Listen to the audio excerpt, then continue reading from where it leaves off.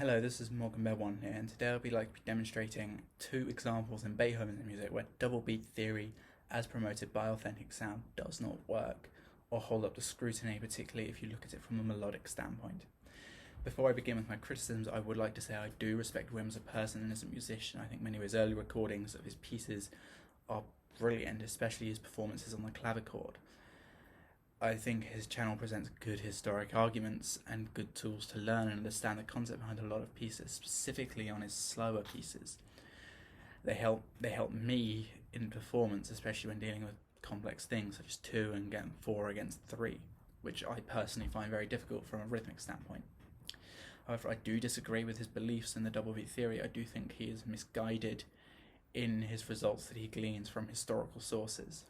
However, I'm not going to be looking at historical sources today. I'm going to be interpreting the music from a melodic and movement standpoint and whether they actually work at those starting points. The pieces I'm going to be working with today are the second movement of the Pathétique and the second movement of the Appassionata, two very famous pieces, two very beloved pieces. So I'm going to start with the Pathétique, which is the more known of the two. In my edition, which isn't a Czerny edition, I'm not sure who describe the tempo of this piece. It is noted as quaver beat is equal to 60 or eighth note is equal to 60. And that results in this speed.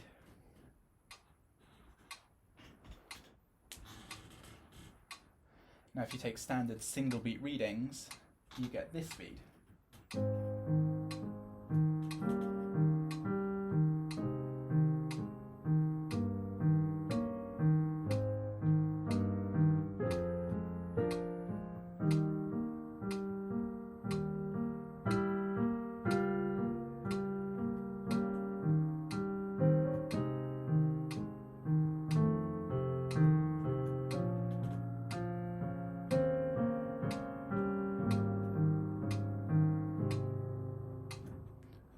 Notice that above the more simple,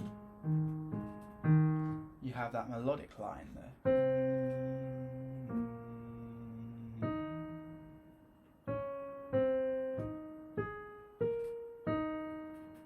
That is the melody of this movement, of this piece, and it's a very beautiful melody. It's very, very well known. Billy Joel used it to write his song This Is Night, and even credits Beethoven as a co-writer of the song.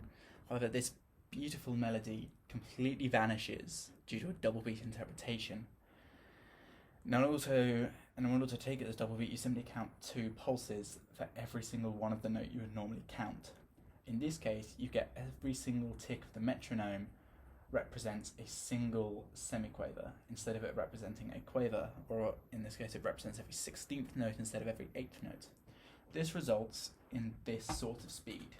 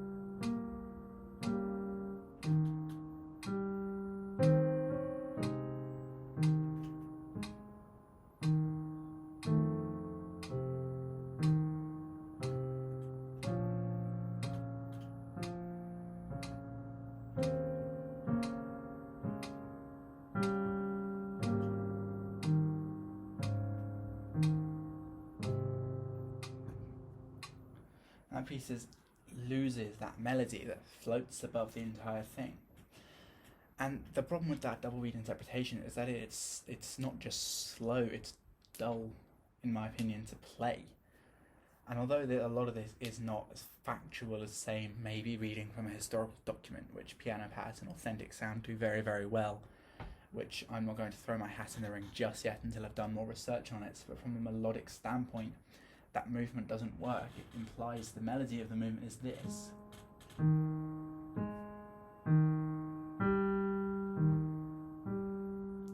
Which I think we can all agree is not a very riveting melody. And that's the final problem, is that it's so slow and ponderous. I felt like I was rushing towards the end. I'm not entirely sure.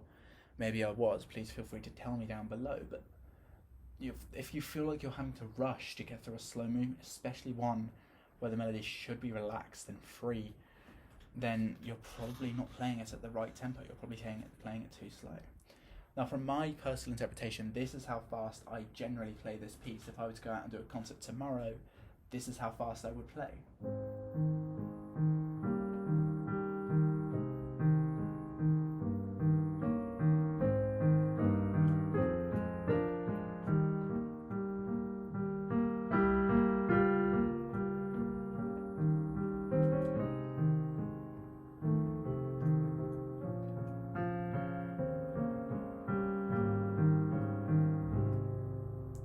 That is how fast I would play that piece. If you would want to hear maybe a full version of that piece, please let me know down below. I'd happily provide that if possible.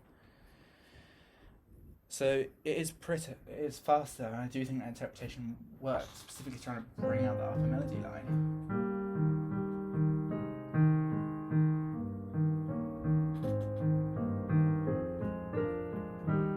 Try and make it sing a lot more. It's the vocal work more.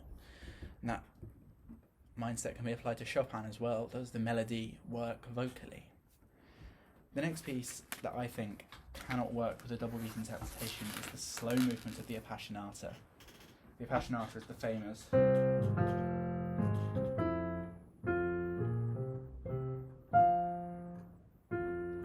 obviously you need a pianist of far greater calibre than myself in order to play it and do it justice. In my version of the piece, it is marked at every quaver equals 100, or every eighth note equals 100.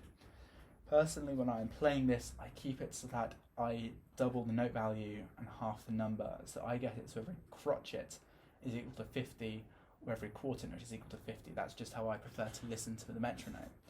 And if you play it, that is the speed you get.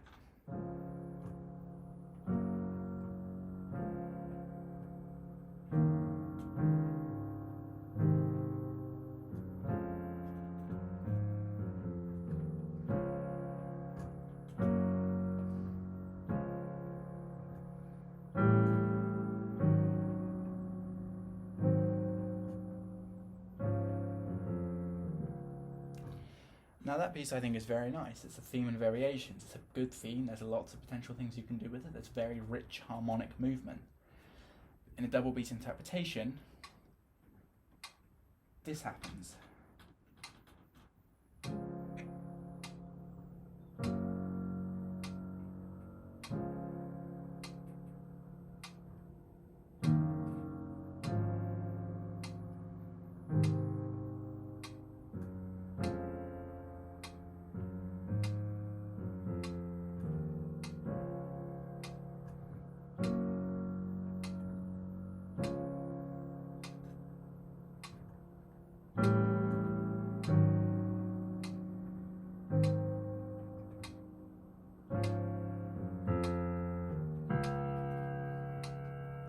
Notice how stagnant the movement within those chords are, which is generally why during slow movements, whilst playing in double beat, Wim tends to do this.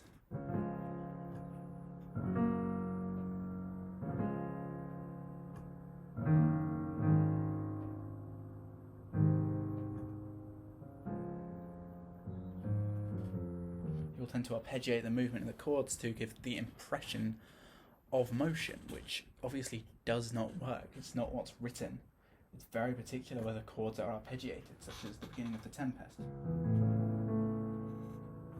The beginning of those are very definitely arpeggiated. And it doesn't work.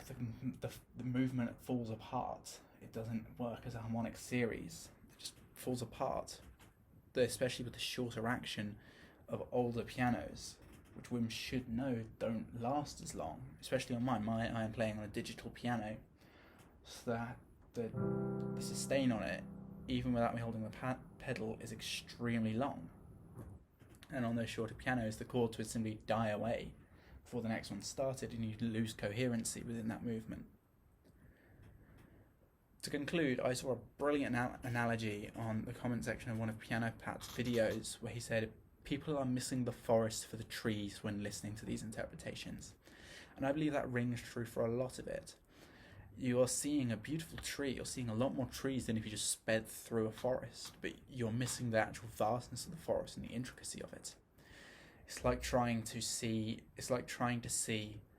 a shape in a cornfield where the aliens have landed. If you're only there on the cornfield, you can't see the grander shape of the entire thing. The slower movement completely throws off the melodic lines and the harmonies and the intricacies of it. I think that's especially clear within the Appassionata. The movement just falls flat. The melodic movement is so stagnant and slow, and it throws off a lot of the motion. I have to say thank you very much for watching. If you liked this video and you would more like content from me, please feel free to like this video and leave a comment. It would be very, very helpful. Please tell me what you'd like me to look on, if there's any sources, or if there's anything you think I got wrong. I'd happily know that. I do ask in the comment section that you do keep it civil, because I would like to have civilized debates down there. It's very important to be able to talk freely, as I very strongly disagree with the shadow banning principle that is apparent on Authentic Sound, as my account has been banned from that. Thank you very much for watching. Goodbye.